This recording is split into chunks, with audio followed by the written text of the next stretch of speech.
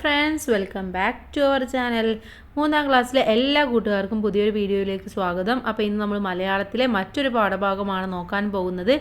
ഭൂമിക്ക് ചന്തമേകുന്നവർ എന്നതിലെ മുല്ല പൂത്തപ്പോൾ എന്ന പാഠഭാഗം നമുക്ക് നോക്കാം. ഓക്കെ, ഭൂമിക്ക് ചന്തമേകുന്നവർ. എന്തെല്ലാം ചന്തങ്ങളാണ് നമുക്ക് ചുറ്റും? എങ്ങനെയാണ് പ്രകൃതി ചന്തം നിറഞ്ഞതാകുന്നത്? എങ്ങനെയൊക്കെയാണ്? പ്രകൃതി നല്ല ഭംഗിയുള്ളതാണ് അല്ലേ? പ്രകൃതിയിലെ മലയും കാടും പൂക്കളും പുഴുകളും അരുവികളും എല്ലാം ഭംഗിയുള്ളതാണ് അല്ലേ? ഇതെല്ലാം നിറഞ്ഞതുകൊണ്ടാണ് പ്രകൃതി ചന്തമാകുന്നത്. ഇനി മുല്ല പൂത്തപ്പോൾ മുല്ലപ്പന്തലിലെങ്ങും കുഞ്ഞിപ്പല്ലു മുളച്ചു. പല്ലുമുളച്ചു പിന്നെ പിന്നെ പല്ലുകളെല്ലാം കണ്ണുമിഴിച്ചു. അക്കിത്തത്തിൻ്റെ ഒരു കുഞ്ഞു കവിതയാണ് ഇവിടെ തന്നിട്ടുള്ളത്. കവിത വായിച്ചപ്പോൾ എന്ത് ചിത്രമാണ് മനസ്സിൽ തെളിയുന്നത്? എന്താണ് തോന്നുന്നത് കൂട്ടുകാർക്ക്? ഇവിടെ കവിത വായിച്ചപ്പോൾ തെളിയുന്നത് മുല്ലപ്പൂ നിൽക്കുന്ന മുല്ലവള്ളിയുടെ സൗന്ദര്യമാണ്. എന്താണ്? മുല്ലപ്പൂ നിൽക്കുന്ന മുല്ലവള്ളിയുടെ സൗന്ദര്യമാണ്. ഇനി താഴെ നോക്കൂ, ഈ ചിത്രം നോക്കൂ. ഇതിനെ അടിസ്ഥാനമാക്കി ഒരു വിവരണം തയ്യാറാക്കാനാണ് പറയുന്നത്. അപ്പോൾ എന്തൊക്കെയാണ് ഈ ചിത്രത്തിൽ കൂട്ടുകാർക്ക് കാണാനുള്ളത് എന്നൊക്കെ നിങ്ങളൊന്ന് എഴുതിയാൽ മതി. എന്താണ്? ഈ ചിത്രത്തിൽ പ്രകൃതിയുടെ രാത്രി ഭംഗി കാണാവുന്നതാണ്.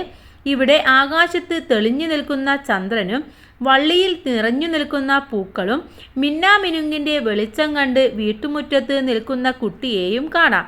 വീട്ടിൽ കത്തുന്ന വെളിച്ചവുമുണ്ട്. എങ്കിലും കുട്ടി മിന്നാമിനുങ്ങിൻ്റെ വെളിച്ചത്തെ ആസ്വദിക്കുകയാണ്. നിലാവിൻ്റെ തണലിൽ മരക്കൊമ്പിലിരിക്കുന്ന മൂങ്ങയെയും കാണാൻ സാധിക്കും. അപ്പോൾ ഈ കാര്യങ്ങളൊക്കെയാണ് ഇവിടെ കാണാൻ കഴിയുന്നത് എന്നാണ് നിങ്ങളിവിടെ എഴുതേണ്ടത്. ഇനി നോക്കൂ, പുഞ്ചിരിക്കുന്ന പൂവുകൾ, വെള്ളി വെളിച്ചം വിതറുന്ന മിന്നാമിനുങ്ങുകൾ, പുഞ്ചിരി പൊഴിക്കുന്ന പൊന്നമ്പിളി, അങ്ങനെ എന്തെന്ത് സുന്ദര കാഴ്ചകൾ! ഇത്തരം ചന്തമുള്ള കാഴ്ചകൾ മാത്രമാണോ ചുറ്റുപാടിനെ സുന്ദരമാക്കുന്നത്? ഈ കഥ വായിക്കൂ. ഇനി നമുക്ക് ഒരു കഥയാണ് തന്നിട്ടുള്ളത്. മരുന്ന്.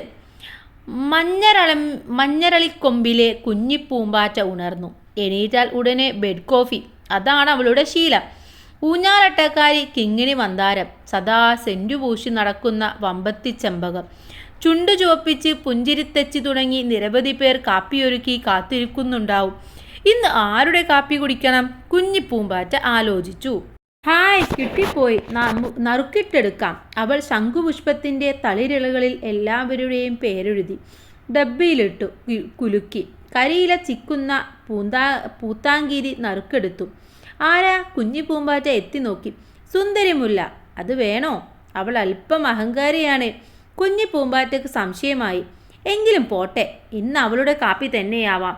കുഞ്ഞിപ്പൂമ്പാറ്റ സുന്ദരിമുല്ലയുടെ അടുത്തെത്തി. വെളുവെളുത്ത സുന്ദരിമുല്ല ചുകന്നിരിക്കുന്നു. അയ്യോ, ഇതെന്തു പറ്റി? ഒന്നും പറയേണ്ട, ഒരു ചെങ്കണ്ണ്. സുന്ദരിമുല്ല വേദന കൊണ്ട് പുളഞ്ഞു. ഞാനിപ്പോൾ വരാം. കുഞ്ഞിപ്പൂമ്പാറ്റ ചെമ്പരത്തി വൈദ്യരുടെ അടുത്തേക്കോടി. എന്തുപറ്റി? പൂമ്പാറ്റയുടെ ഓട്ടം കണ്ട് കുറുമ്പിത്തേനീച്ചയും ഈച്ച ഭാഗവതരും തേൻവണ്ടും കൂടി. ചെമ്പരത്തി വൈദ്യരെ എല്ലാവർക്കും വലിയ ബഹുമാനമാണ്.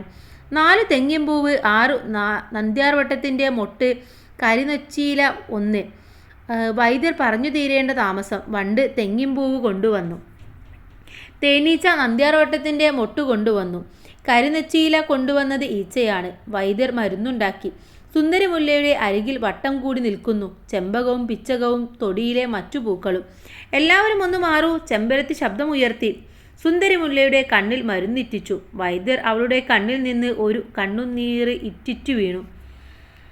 സുന്ദരിയുടെ തേങ്ങൽ കേട്ട് മുറ്റമടിക്കുന്ന കാക്കമ്മ ചാഞ്ഞും ചെരിഞ്ഞും നോക്കി. ചപ്പിലച്ചിക്കുന്ന കോഴിയമ്മ കുഞ്ഞുങ്ങളെ ചിറകിനടിയിൽ ഒളിപ്പിച്ചു. ഇനി എല്ലാവരും പൊയ്ക്കോളൂ, നാളേക്ക് എല്ലാം ഭേദമാവും, വൈദ്യർ എല്ലാവരോടുമായി പറഞ്ഞു. നേരം സന്ധ്യയായി. സുന്ദരി കണ്ണുമിഴിച്ചു. വല്ലാത്ത നീറ്റൽ. അമ്പിളിമാമൻ അല്പം നിലാവെടുത്ത് സുന്ദരിമുല്ലയുടെ കണ്ണിലിറ്റിച്ചു.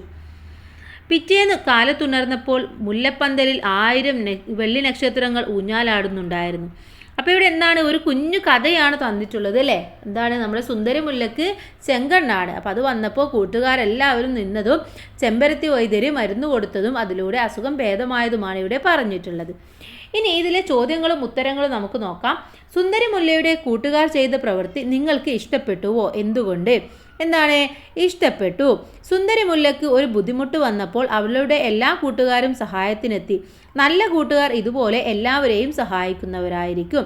ഇനി ഇത് വായിച്ചപ്പോൾ നിങ്ങളുടെ ജീവിതത്തിൽ ഏതെങ്കിലും അനുഭവം ഓർമ്മ വന്നുവോ? പറയാനാണ് പറഞ്ഞിട്ടുള്ളത്. ഓർമ്മ വന്നോ? ഉണ്ട്. ചെറുപ്പത്തിൽ സ്കൂളിൽ കളിക്കുന്നതിനിടയിൽ എൻ്റെ ചെവിയിൽ ആണി തറച്ചു. അപ്പോൾ എൻ്റെ കൂട്ടുകാർ എൻ്റെ ടീച്ചറെ അറിയിക്കുകയും എന്നെ ഡോക്ടറുടെ അടുത്ത് എത്തിക്കുകയും വളരെ വേഗം എൻ്റെ ചെവിയിലെ ആണി പറിച്ചെടുക്കുകയും വലിയ ഒരു ആപത്ത് ഇല്ലാതാക്കുകയും ചെയ്തു. അപ്പോൾ നിങ്ങൾക്കും ഇതുപോലെ എന്തെങ്കിലും അനുഭവം ഉണ്ടാവും. അപ്പോൾ അതാണ് നിങ്ങൾ എഴുതേണ്ടത്. നിങ്ങൾ ഇത്തരത്തിൽ മറ്റുള്ളവരെ സഹായിച്ച അനുഭവം പറയൂ. അപ്പോൾ നിങ്ങൾ ആരെങ്കിലും സഹായിച്ചിട്ടുണ്ടെങ്കിൽ ആ അനുഭവം കൂടെ എഴുതുക. ഞാനും എൻ്റെ കൂട്ടുകാരെ ഒരുപാട് സഹായിച്ചിട്ടുണ്ട്.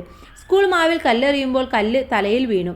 എൻ്റെ കൂട്ടുകാരിയുടെ തല പൊട്ടി. പെട്ടെന്ന് തന്നെ അവളെ എടുത്ത് ടീച്ചറുടെ അടുത്ത് എത്തിക്കുകയും ഹോസ്പിറ്റലിലേക്ക് കൊണ്ടുപോവുകയും ചെയ്തു. ഇനി വമ്പത്തി ചെമ്പകം, സുന്ദരി മുല്ല എന്നൊക്കെ വിശേഷിപ്പിച്ച് പറയുമ്പോൾ ചെമ്പകത്തിൻ്റെയും മുല്ലയുടെയും എന്തെല്ലാം പ്രത്യേകതകളാണ് തെളിഞ്ഞു വരുന്നത്? ഇതുപോലെ മറ്റെന്തിനെയെല്ലാം വിശേഷിപ്പിച്ച് പറയാൻ കഴിയും. എന്താണ്?